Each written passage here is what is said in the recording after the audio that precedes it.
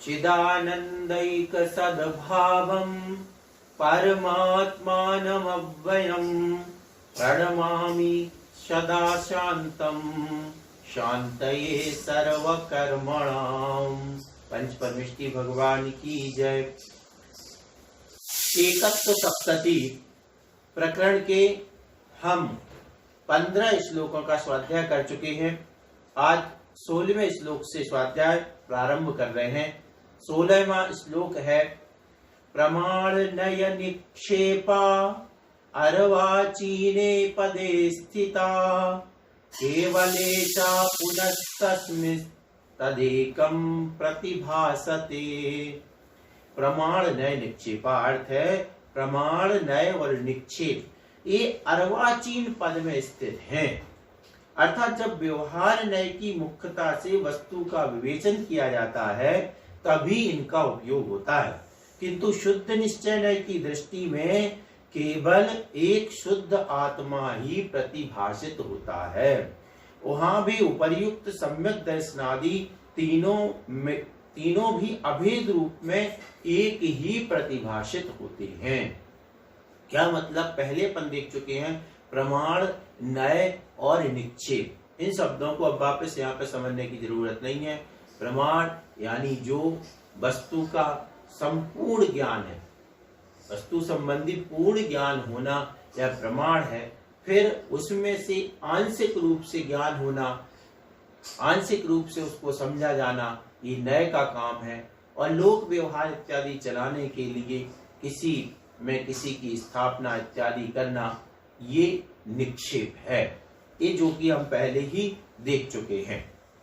तो अब ये जो चीज है प्रमाण नय निक्षेप, इन सब के आधार लेकर के जब बात होती है ना, तो निश्चित रूप से वहां व्यवहार नय का प्रयोग हुआ है। वह व्यवहार से है, और जब व्यवहार से होता है तब क्या होता है? तब सम्यक दर्शन ज्ञान आदि अलग अलग प्रतिभाषित होते हैं।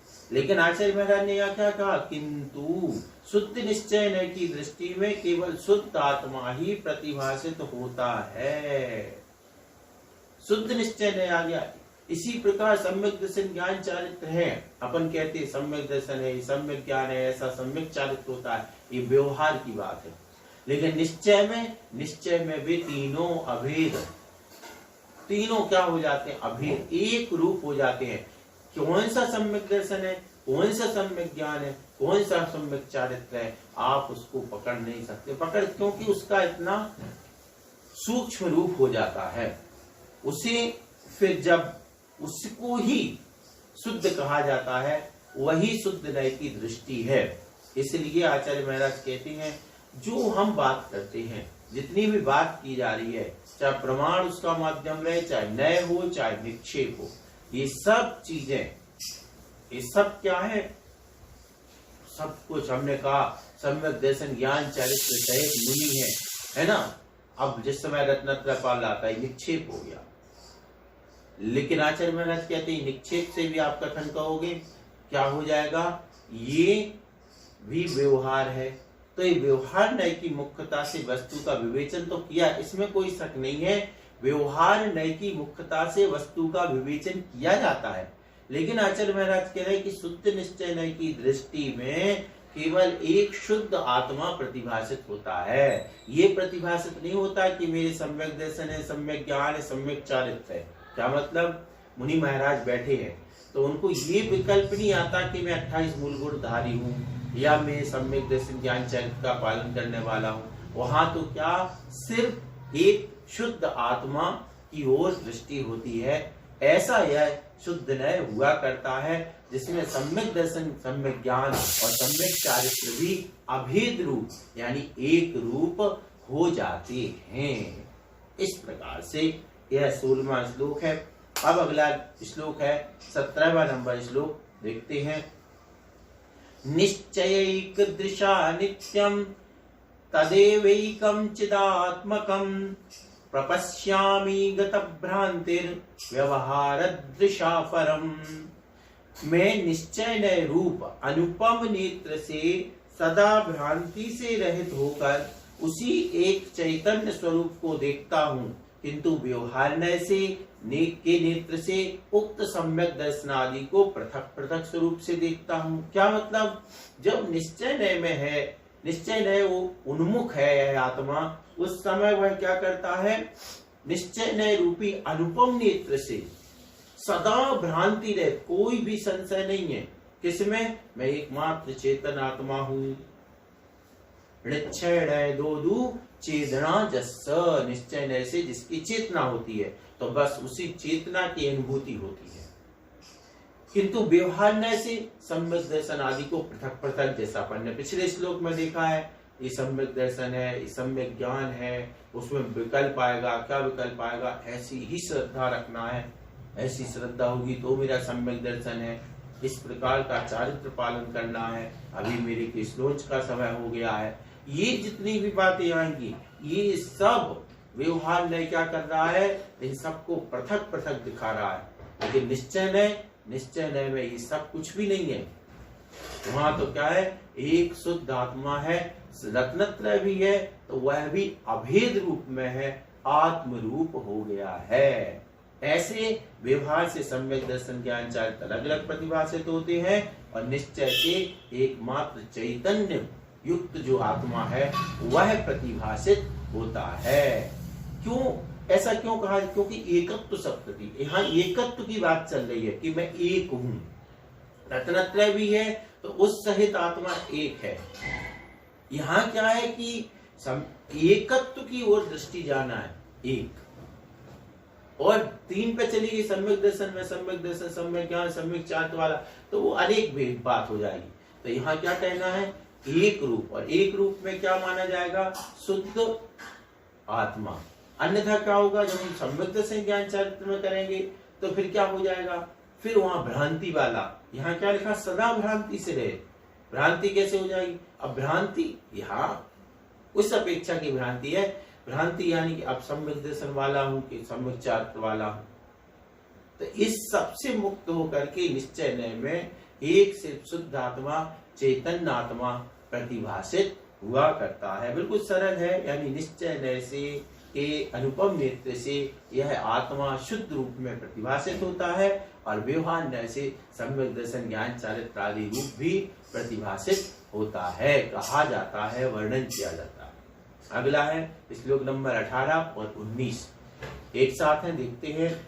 अजमेकम परम शांतम सर्वोपाधि विवर्जितम आत्मानमात्मना ज्ञात्वा तिष्ठेदात्मनि स्थिरः स एवामृतमार्गस्थः स एवामृतमश्नुते स एवार्हं जगन्नाथः स एव प्रभुरीश्वरः।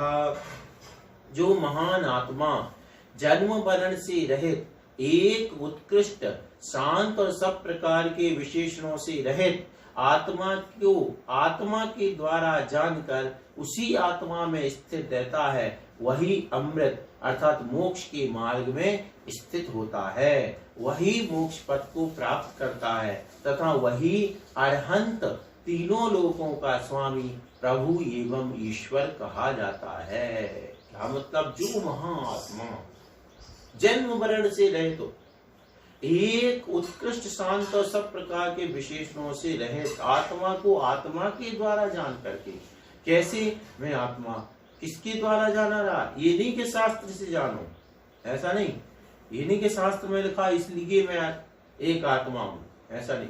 जब आत्मा के द्वारा ही ऐसी अनुभूति हो जाए आत्मा में कि मैं जन्म मरण से रहित एक शुद्ध आत्मा हूँ, सभी प्रकार के विशेषणों से रहित हूँ। विशेषण मतलब मेरा नाम ये है, मैं मनुष्य हूँ, मैं मुनि हूँ, सब विशेषण से रहित होकर के आत्मा को आत्मा के द्वारा जानकर उसी आत्मा में स्थिर रहता है, वही आत्मा मोक्ष मार्ग में स्थित है।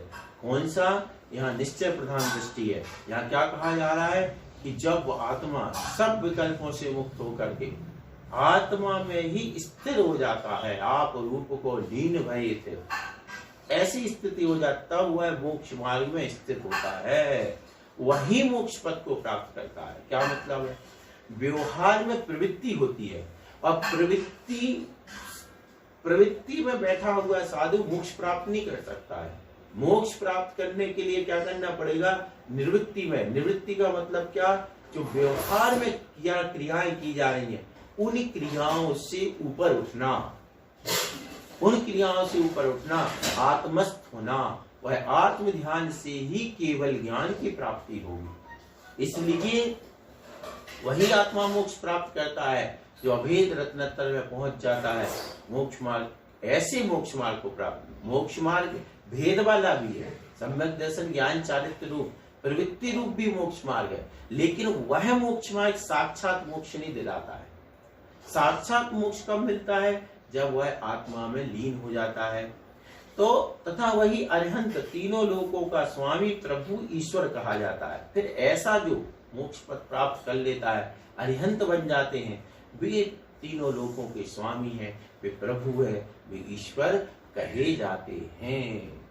तो प्रभुता प्राप्त करने के लिए अभेद दृष्टि में पहुंचना, आत्मा की स्थिरता में और शांत सभी विशेषणों से रहित होकर के आत्मा के द्वारा ही आत्मा को जाना जाएगा, तब जाकर के वह मोक्ष को प्राप्त करता है। अब इसके बाद अगला 20 नंबर श्लोक। केवल ज्ञान दृक्सौख्य स्वभावं तत्परममः तत्ज्ञातेन किं ज्ञातम् दृष्टे दृष्टम श्रुते श्रुतम। क्या कहा? केवल ज्ञान, केवल दर्शन और अनंत सुख स्वरूप जो वह उत्कृष्ट तेज है, उसके जान लेने पर अन्य क्या नहीं जाना गया, उसके देख लेने पर अन्य क्या नहीं देखा गया, तथा उसके सुन लेने पर अन्य क्या नहीं सुना गया। अर्थात एकमात्र उसके जान लेने पर सब कुछ ही जान लिया गया है, उसके देख लेने पर सब कुछ देखा गया और उसके सुन लेने पर सब कुछ सुन लिया गया। केवल उत्कृष्ट तेज है। उत्कृष्ट तेज क्या है? केवल ज्ञान, केवल दर्शन और अनंत सुख, यानी अनंत चतुष्ट रूप जो उत्कृष्ट तेज है, वह जब जान लिया तो फिर दुनिया का कुछ भी जानने को शेष नहीं बचता है। जो अनंत चतुष्टय को जानता है, मानता है, फिर उसके लिए दुनिया कुछ भी जानने के लिए नहीं रह जाती है। जैसे कोई 1 लाख रुपए को जानता हो तो वो 100 रुपए जानने की, तो 100 रुपए तो उसी में गर्भित है ना। इसी प्रकार से उत्कृष्ट जब अनंत चतुष्टय को जो जानता है, फिर ये छोटी मोटी, छोटा ज्ञान, छोटा दर्शन, छोटा सुख, इन सब चीजों में वह आत्मा नहीं अटक सकता है। क्या नहीं जाना? सब कुछ जान लिया। उसके देख लेने पर सब कुछ देख लिया, उसके सुन लेने पर सब कुछ सुन लिया। इस प्रकार से एकमात्र उस आत्मा को जान लेना जो अनंत चतुष्टय सहित है।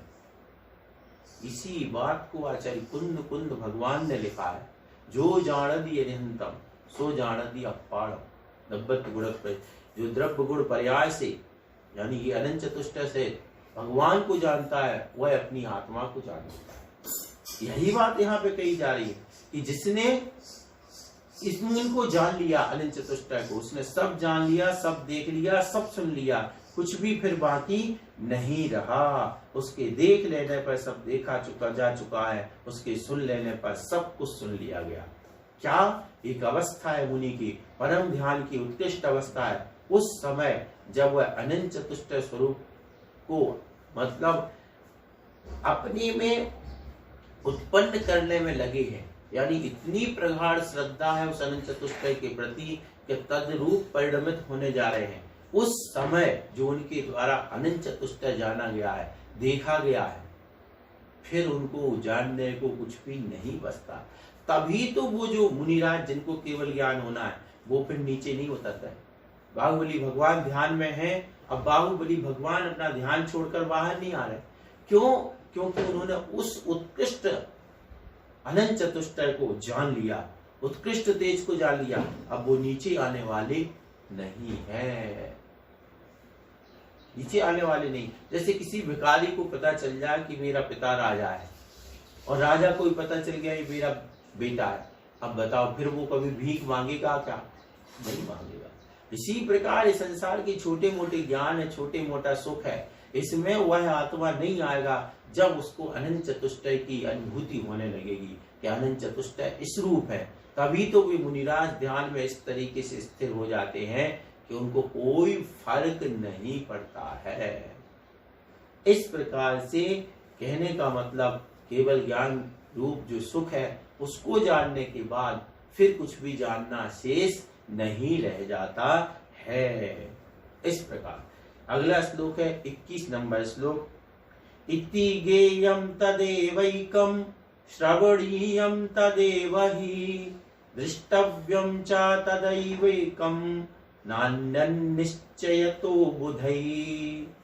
इस कारण विद्वान मनुष्यों के द्वारा निश्चय से वही एक उत्कृष्ट आत्म तेज जानने के योग्य है, वही एक सुनने के योग्य है तथा वही एक देखने के योग्य है। उससे भिन्न अन्य कुछ भी जानने सुनने और देखने योग्य नहीं है।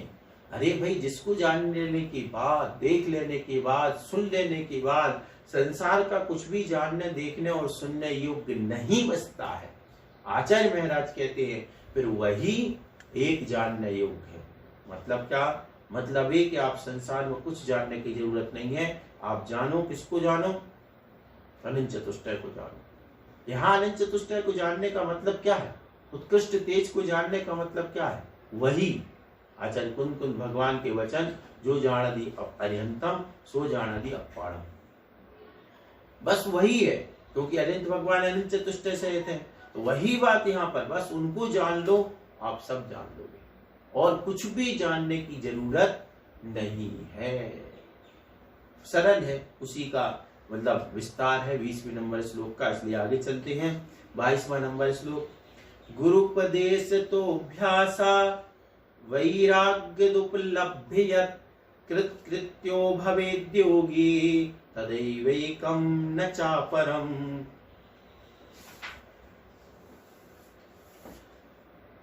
योगी जन गुरु के उपदेश से, अभ्यास से और वैराग्य से उसी एक आत्म तेज को प्राप्त करके कृत यानी मुक्त होते हैं, ना कि उससे भिन्न किसी अन्य को प्राप्त करके। ऐसे जो योगी हैं वे गुरु के उपदेश से, अभ्यास से और वैराग्य से उसी एक आत्म तेज को प्राप्त करके कृत हो जाते हैं। मतलब वह जो एक आत्म तेज है अनंत चतुष्टय रूप, उसको उन्होंने कैसे प्राप्त करते हैं? पहले तो योगी, फिर उन्हें गुरु का उपदेश मिला, गुरु का उपदेश मिला, योगी बने। अभ्यास, अभ्यास क्या करना पड़ता है? आत्म स्थिरता लाने का अभ्यास करना, शरीर पर नियंत्रण करना, तब जाकर के कितने कष्ट आ जाए तो विचलित नहीं हो।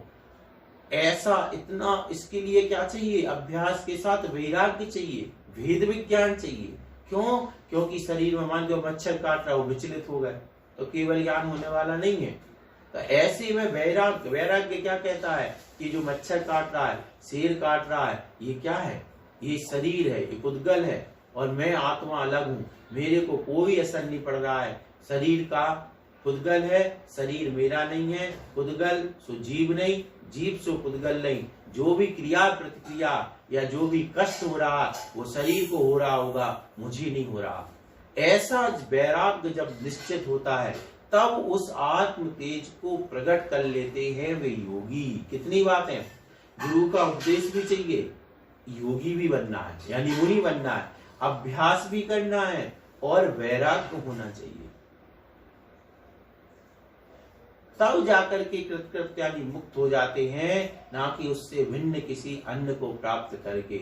और कोई उपाय नहीं है, यही करना पड़ेगा, यानी मुनि बनना पड़ेगा, गुरु का उपदेश। क्यों? क्योंकि जो उपदेश से आया हुआ है तत्व तो अपने आप तो प्रकट होने वाला नहीं है। एक क्षण को भी सुना हो किसी ने, लेकिन सुनना तो पड़ेगा कि तत्व तो है, वही व्यक्ति तो उसका अभ्यास करेगा। तो गुरु का उपदेश, अभ्यास और वैराग्य इकट्ठे हो जाते हैं, वहां मुक्ति हो जाती है। उससे भिन्न अन्य कोई उपाय आत्मा को प्राप्त करने का, भगवान बनने का नहीं है। अगला श्लोक है 23वां नंबर। तत्प्रतिप्रीति चित्तेन येन वार्तापि श्रुता निश्चितं सा भवेद् भव्यो भावि निर्वाण भाजनम। उस आत्म तेज के प्रति मन में प्रेम को धारण करके जिसने उसकी बात भी सुनी है, वह निश्चय से भव्य भविष्य में प्राप्त होने वाली मुक्ति का पात्र है। निश्चितम सा भवेद भव्यो। कितनी बड़ी बात कह दी। कितने प्रश्न आते हैं कि हम भव्य है कि नहीं है, भव्य है कि नहीं है। अब यहाँ देखो आचार्य पद्म नंदी महाराज कहते हैं, उस आत्म तेज के प्रति मन में प्रेम को धारण करके जिसने उसकी बात भी सुनी, ऐसा आत्मा ऐसा हो जाता है, अनंत चतुष्टय संपन्न हो जाता है। अनंत चतुष्टय ऐसा होता है कि लोकालोक एक साथ झलकने लगते हैं।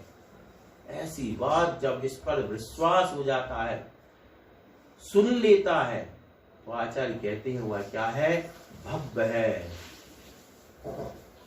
प्रीति चित्तेन, जो प्रीति पूर्वक उस बात को सुनता है, जबरदस्ती नहीं।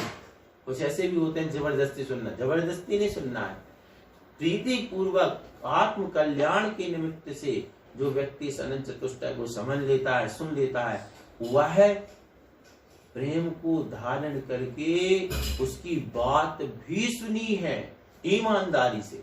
अगर बात भी सुनी है उन भगवान की, उन अनंत चतुष्टयधारी भगवान की, तो वह भव्य है और भविष्य में प्राप्त होने वाली मुक्ति का पात्र है। ये भव्य देख लो, यहाँ पर भव्य की परिभाषा बता दी गई है। आत्म तेज के प्रति मन में प्रेम भाव हो और उसकी बात सुनने की लालसा हो, वह भव्य है। बहुत सरल है। आगे चलते 24वां नंबर श्लोक। जानीते यह परम ब्रह्म कर्मणा प्रत्यगे गतम तद्गत बोधात्मा तत्स्वरूपम सा गच्छति। जो ज्ञान स्वरूप जीव कर्म से पृथक होकर अभेद अवस्था को प्राप्त हुई उस उत्कृष्ट आत्मा को जानता है और उसमें लीन होता है, वह स्वयं ही उसके स्वरूप को प्राप्त हो जाता है, अर्थात परमात्मा बन जाता है। क्या कहा? ज्ञान स्वरूप जीव। जीव कैसा है? ज्ञान इसका स्वरूप है। शरीर इसका स्वरूप नहीं है, उद्गल बरगड़ा इसका स्वरूप नहीं है, इसका स्वरूप ज्ञान है। क्यों? क्योंकि ज्ञान और दर्शन जीव के पाए ही जाते हैं, त्रैकालिक रहते, इसलिए ज्ञान उसका स्वरूप है। और जीव कर्म से पृथक होकर अभेद अवस्था को प्राप्त हुई उस उत्कृष्ट आत्मा को जानता है। अब जो जीव और कर्म का संबंध है, उस संबंध को हटा करके, कैसे? उस संबंध को हटा करके मात्र जो शुद्ध आत्मा है उसको जानता है, उसमें लीन होता है। किसमें? उसमें लीन होना है, आत्मा में। अपन को क्या होता है? अपन मान के तो ध्यान कर रहे हैं, तो घर का ध्यान आ रहा, शरीर का ध्यान आ रहा, मच्छर काटा उसका ध्यान आ रहा, इसका ये ध्यान कल्याण नहीं कराएगा। कौन सा ध्यान चाहिए? जिस ध्यान में उत्कृष्ट आत्मा को जाना है कि यह आत्मा, बिल्कुल शरीर की ओर दृष्टि जाए ही नहीं, कर्म की ओर दृष्टि जाए ही नहीं। लीन होता हुआ स्वयं उसके स्वरूप को प्राप्त हो जाता है, अर्थात परमात्मा बन जाता है। फिर वह परमात्मा बन जाता है। क्यों? क्योंकि उसने वह उसी रूप होता गया। यहां से उसका एक तरीके से रिश्ता टूटता गया, नाता टूटता गया, वह सिद्ध आत्मा से जुड़ता गया, तो वो भी क्या हो गया? इस प्रकार से बहुत सरल है कि ज्ञान स्वरूप है, सीधी बात है। इस पुद्गल कर्म से, शरीर से, कर्मों से पृथक समझ करके सिर्फ एक आत्मा का ध्यान करता है, जो वह परमात्मा बन जाता है। एक और श्लोक, 25वां नंबर श्लोक।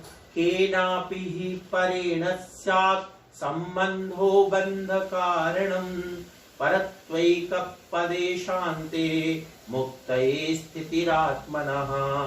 किसी भी पर पदार्थ से जो संबंध होता है वह बंध का कारण होता है, किंतु शांत व उत्कृष्ट एकत्व पद में जो आत्मा की स्थिति होती है वह मुक्ति का कारण होती है। बस पर से संबंध है कि कोई भी हो। अपने यहाँ क्या कहा गया कि पांचों पांडव हैं, ध्यान में बैठे हुए हैं, अब उस समय उन पर उपसर्ग हो रहा है, लेकिन जो नकुल सहदेव जो छोटे हैं सबसे, उन दोनों के मन में खुद के लिए भाव नहीं आया। क्या भाव आ गया कि हमारे जो बड़े भाई है इनको कैसे कष्ट हो रहा होगा, इतना सा राग उनके मन में आ जाता है और वे मोक्ष से वंचित हो जाते हैं। तो पर के प्रति थोड़ी भी दृष्टि यदि चली गई, पर के प्रति कोई भी हो, तो क्या हो जाएगा, आप मोक्ष प्राप्त नहीं कर सकते, मुक्ति का कारण आपका नहीं बन सकता है। तो क्या करना पड़ेगा, एकत्व में जो आत्मा की स्थिति होती है, कुछ भी हो जाए, बस आत्मा में जब बैठ गए तो चाहे बेले चढ़ जाए, बाहुबली भगवान को देखो, चाहे बेले चढ़ जाए, चाहे आदिनाथ भगवान भी 1000 साल तक खड़े रहे, जब उनके पीछे जटाएं हो गई। ये सब चीजें क्या है, कुछ भी हो जाए, लेकिन आत्मा के ध्यान से नहीं डिगेंगे। तो ऐसी जो स्थिति होती है वह मोक्ष का कारण होती है। कोई जरूरी नहीं कि हजारों साल ही कोई तपस्या करना, वो तो जैसे भी जितना परिणामों की शुद्धि तद्रूप बन जाती है तो मोक्ष हो जाता है। लेकिन जब तक नहीं हुआ तब तक आत्मा में ही स्थिर रहना है, और जब आत्मा की उत्कृष्ट स्थिरता हो जाती है तो वह परमात्मा बन जाता है। वह जो उत्कृष्ट शांत स्थिति है वह मोक्ष का कारण होती है। और जब तक पर पदार्थ की ओर दृष्टि जाती है, थोड़े से भी शरीर की ओर जाए, चाहे अन्य कहीं भी ध्यान जाता है, यहाँ तक कि पंच परमिष्टि की ओर भी जब तक दृष्टि जाती है तब तक मोक्ष नहीं होता है। जब तक उनको भाव है मैं भगवान की स्तुति करूं तब तक भी उनको, हाँ, लेकिन ये नहीं है कि ये भी भाव नहीं होता उनके कि भगवान की स्तुति नहीं करूं।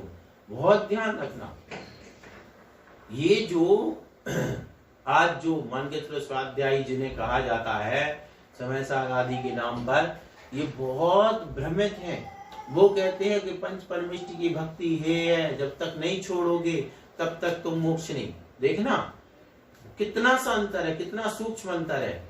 हम भी ये कह रहे हैं कि पंच परमिष्टि की भक्ति जब तक रहेगी तब तक मोक्ष नहीं होगा, देखना। लेकिन वो क्या कहते हैं कि पंच परमिष्टि की भक्ति नहीं छोड़ोगे तो मोक्ष नहीं होगा। अंतर सिर्फ देखना, हम क्या कह रहे हैं, जब तक पंच परमिष्टि की भक्ति चलती है तब तक मोक्ष नहीं हो सकता है। और वो क्या कहते हैं, जब तक पंच परमिष्टि की भक्ति नहीं छोड़ोगे तब तक मोक्ष। बहुत अंतर है, दोनों में बहुत अंतर है। छोड़ने की बात नहीं है, क्यों? क्योंकि छोड़ोगे उस समय क्या स्थिति आपके मन में आएगी, उस समय क्या आएगी, आपके मन में उनके प्रति द्वेष आएगा। छोड़ना शब्द क्या कह रहा है, छोड़ना शब्द क्या कह रहा है कि आप उसको यूं नकार रहे हैं।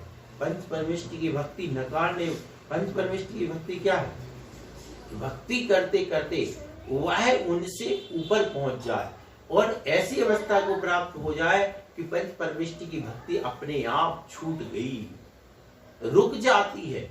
यानी उत्कृष्ट अवस्था पे पहुंचने पर जब पंच परमिष्टि की भक्ति रुक जाती है तो वहां पर क्या होता है, वह आत्मा की उत्कृष्ट स्थिति प्राप्त करके मोक्ष प्राप्त करता है। और जो ये सोचता बैठा रहेगा कि पंच परमिष्टि की भक्ति है, वह उत्कृष्ट आत्मा को कभी प्राप्त नहीं कर सकता है, कभी प्राप्त नहीं कर सकता है। क्या करना पड़ेगा, वो ध्यान में बैठेंगे, यही होगा, धर्म ध्यान पूर्वक जाएंगे, ध्यान करते करते एक एक सूक्ष्मता की ओर बढ़ते बढ़ते, जब 4 शुक्ल ध्यानों को पढ़ो, क्या होता है, यही तो होता है। शुक्ल ध्यानों में क्या चलता है, बड़े से लेकर के स्थूल से लेकर सूक्ष्मता की ओर बढ़ते जाते हैं, और वह सूक्ष्मता इतनी सूक्ष्म हो जाती है कि वहां पर जाकर के पर द्रव्य का पूरी तरीके से आलम्बन छूट जाता है, पंच परमिष्टि का भी आलम्बन छूट जाता है। बहुत अंतर, छूट जाना और छोड़ना दोनों में बहुत अंतर है, बहुत अंतर है। तो इसलिए उनका इस प्रकार से जब यहां तक की पर द्रव्य तो है ही, पंच परमिष्टि के प्रति भी अनुराग और उनकी भक्ति छूट जाती है, तब जाकर के उत्कृष्ट आत्मा का ध्यान होता है, इनमेव परम हवेशाणम, और उससे उन्हें आत्म तत्व की प्राप्ति हो जाया करती है। ये बड़े सरल श्लोक हैं, इसलिए हम इनको इसी प्रकार से शॉर्ट में पढ़ करके इस चैप्टर को भी पूर्ण करेंगे। सभी को